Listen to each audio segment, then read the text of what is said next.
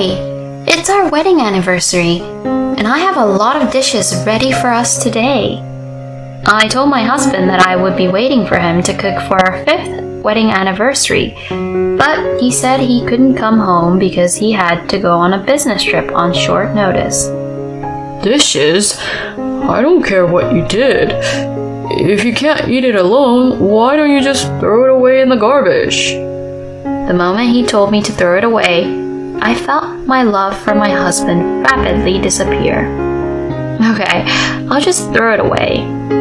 Oh yeah, and my name is Lucy. I am 29 years old now, and I work in an office. I'm not good with socializing, and I don't have anyone at work that I'm close enough to go out in private. I live alone, have no boyfriend, and spend my holidays alone. I am often asked whether I am lonely without a boyfriend, but I enjoy my hobbies and have never felt lonely. My hobby is cooking, and I like to cook dishes from all over the world that I have never eaten before. I often go all the way to supermarkets in the next city that deals with imported foods to cook foreign dishes. I enjoy spending time alone, so I have never strongly thought about having a boyfriend. But sometimes, I wish I had a child. I imagine that it would be fun to cook and make sweets with my children. Still, I didn't try to expand my social connections and gave up on the idea that it would be impossible for me, who always spent my days going back and forth between work and home. Then there was a drinking party at work. The chairman of our company runs several companies, and it was a joint drinking party for all of them. I always attended these drinking parties, which I actually don't want to go, but I can't say no. And I kill time by sitting in the corner and having a few drinks while snacking on food, even though no one else is eating because they are busy talking and drinking. This time, however, there was a man who was actively talking to me. That man was Fred, who will become my husband. He talked to me a lot, and at first, I was a bit confused. But Fred did not force me to get closer to him, and was kind and considerate. I immediately fell in love with him because I had little experience in love relationships. We then exchanged contact information. Fred confessed his feelings for me, and we started dating. 6 months later, he proposed to me. My husband praises my cooking as delicious, and always thanks me for cleaning and doing laundry. I thought I had married a good man, and that I could build a happy family with him. However, that happy life did not last long. At first, he thanked me for doing the house chores, but before I knew it, it had become the norm for me to do it. I come home earlier than my husband, but I also work, so it is a heavy burden for me to do all the housework. I asked my husband to help me as much as he can. Housework is for women, isn't it? Besides, you say you are working, but you're just doing simple work, and I don't have time to do it, so you do it. He told me that my office work is simple, and not only did he not want to improve, but he looked down on me. I was never good at talking back, so I couldn't argue and just accepted what my husband said. I was forced to do all the housework, so I did all the cleaning around the house, but there was one place I couldn't touch. That was the shelf for my husband. My husband is not good at cooking and organizing, and his shelves are always a mess. Since he can no longer fit things on the shelf, papers and things are piled up on the shelves. This pile of papers collapses once a week. I tried to clean this up once when I told my husband to do something about this. Don't touch it without my permission. There's stuff from work, so leave it as it is. Then you should tidy up. I might throw them away by mistake. Then you will be at fault. Don't do anything you don't need to do. My husband forbade me from even touching it, so I couldn't put it away. So I just kept putting the papers back when they collapsed. I hated that he took it for granted that I would do the housework. But what made me the saddest was that we rarely ate dinner together anymore. When we were first married, he would call me as soon as he knew he would have dinner outside with his colleagues. But now he won't tell me unless I ask him. Even when we were able to eat together, my husband looks at his phone and eats in silence. I have asked him to stop, but he won't let go of his phone and keeps saying he is checking on his work. Even though these things were going on, I didn't want to divorce him. I grew up in the countryside, and it was natural for me to stay with my husband until the end of our lives, so I had never thought of divorce. After 5 years of marriage, when I had become accustomed to my husband's arrogance, a piece of paper fell out of the stack of papers on the shelf. It was a credit card statement. Normally, I would have put it back on the shelf, but I was a little curious and looked through it. There was a list of all the transactions, and among them was the name of a well-known theme park. I have never been to a theme park with my husband. My husband often goes out with his workmates and friends, but I don't think he goes to theme parks with them. So, he is cheating on me. I have no conclusive evidence, but I could only assume that. From there, I looked through the pile of papers for any other evidence, and found a year's worth of credit card statements. There, I found a history of everything, from the names of luxury hotels and fine restaurants to airline tickets that I assumed he has spent on behalf of his cheating partner. When I checked the dates he spent the money, I found that they coincided with days when my husband said he was going on a business trip or would be late for a drink. Still, at that time I thought that if I told my husband that I knew he was cheating on me, he would apologize and come back to me. Maybe I wanted to think that the affair was just for fun, and that he actually cares more about me because we are married. I decided that I would tell my husband about the affair on our wedding anniversary. He was on a business trip when I looked at our credit card statement, and our wedding anniversary was just around the time he returned from his business trip. I called my husband to let him come straight home when he got back from his business trip. What the heck? You called me out of the blue.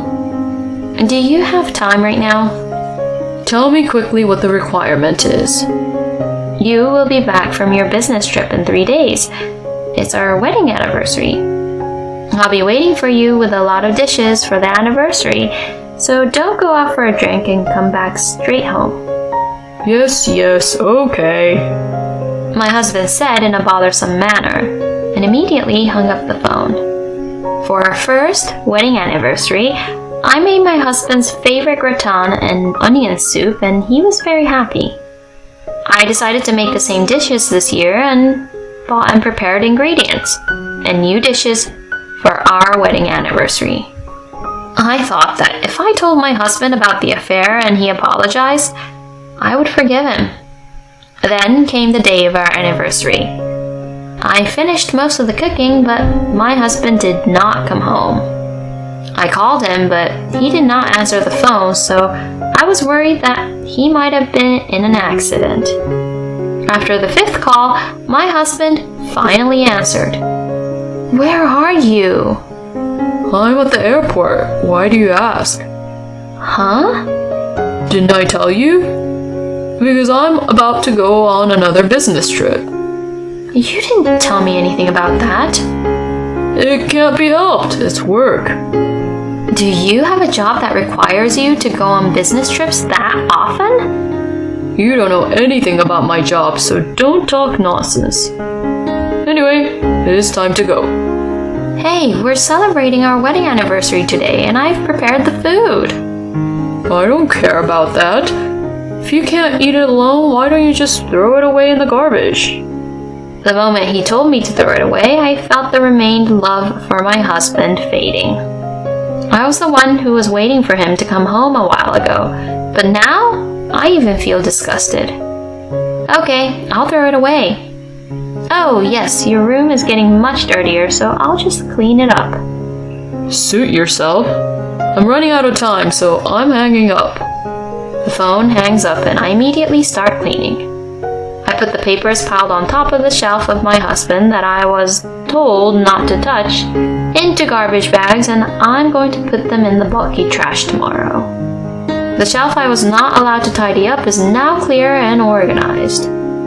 They say that cleaning makes you feel better and relieves stress, and they are so true. The resentment that had been building up for a few years was lifted. Now that I was refreshed, I decided to serve the food I had prepared and have dinner.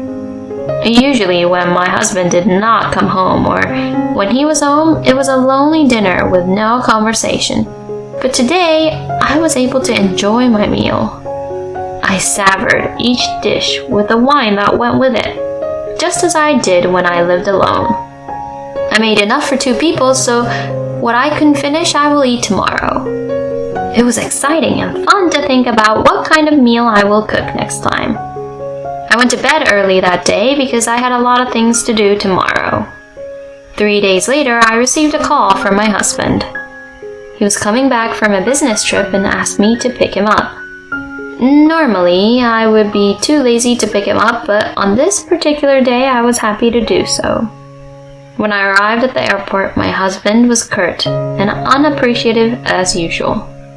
Welcome back. You always travel by train, so why did you fly this time? It was a business trip to a distant place. Just think about it for a minute and you'll understand.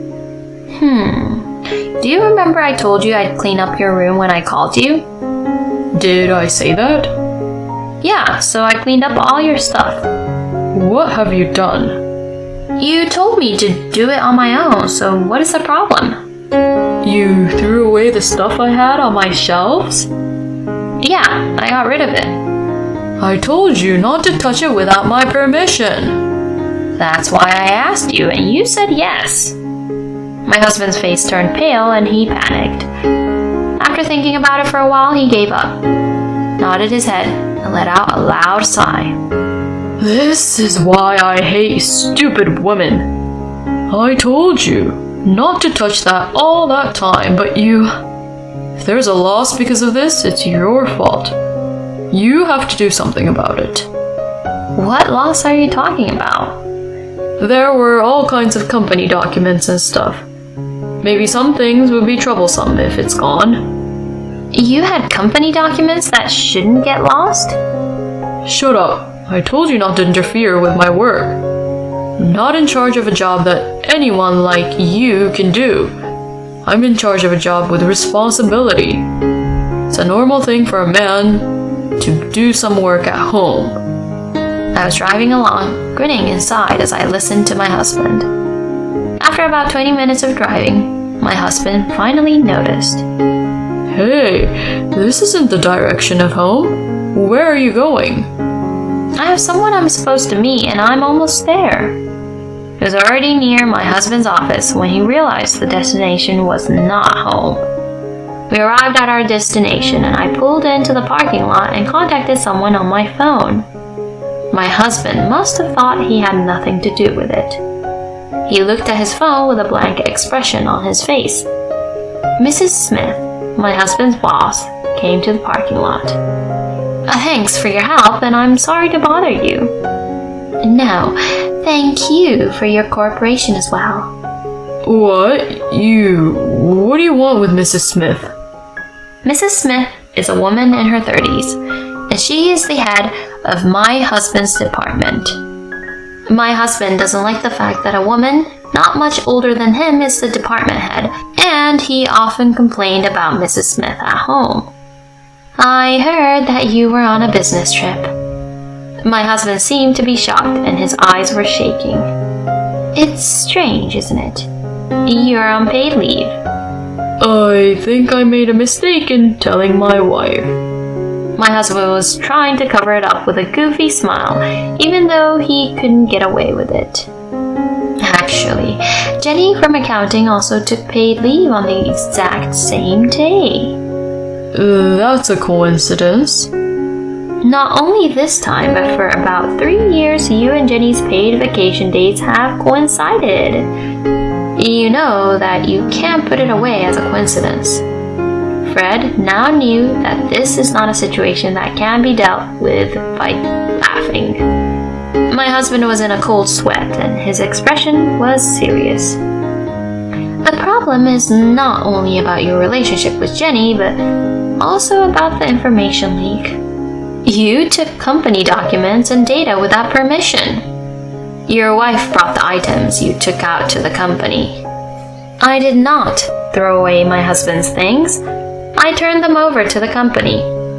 I had always wondered why my husband was taking company documents home with him. Some of the things were USB flash drives, so I brought all of them to the company because I knew that if I threw them away without permission, the company would be in trouble. Even if it was safe to take out, I would have it put on my husband's desk at work and not at home. When I asked his colleagues to look through 2 garbage bags worth of stuff, they found some documents that would make anyone at work pale in the face. And on top of that, the USB flash drive contained data that was not allowed to be taken out of the office. You know what you did, right? She did it on her own. I kept it at home properly, so I didn't leak any information. That's not the point. Anyway, the president and the chairman are both waiting for you in the conference room, so please, come right away. Why the president and the chairman? To decide on your punishment. While you two were on an affair trip to Guam, we were having a hard time here. How did you know we went to Guam? Jenny, the woman you were having an affair with, posted a bunch of pictures of Guam on social media, including a 2-shot of you. Damn that bitch. Thank you for your cooperation, ma'am. Thanks to you, you were able to catch him without letting him get away. No, I'm sorry for the inconvenience. My husband was caught by Mrs. Smith and took the elevator up. My husband was then disciplined. My husband said he took the documents and data out of the office to work at home. He thought he could just return them the next day, but they just piled up. He didn't know anymore where the documents came from and didn't know whether to return them or dispose of them, so he just kept them at home. I filed for alimony against my husband and the person with whom he had an affair. Jenny left the company because she was no longer able to work there. But I sent a certified letter to her home because I knew where she lived. We had no children and our marriage was short, so the alimony was small. However, Fred was not Jenny's only partner. She was also having an affair with a married man who was a business partner, who had a child and had been married for a long time. And because of the length of the affair, she was charged a large amount of alimony by her husband. Because of that, Jenny asked for a reduction of my alimony, and when I told her that if she objected, we would go to court, she immediately paid it. My husband tried to come back to me after he left me for his unfaithful partner, but I refused. I was getting ready to pack up my own stuff and leave.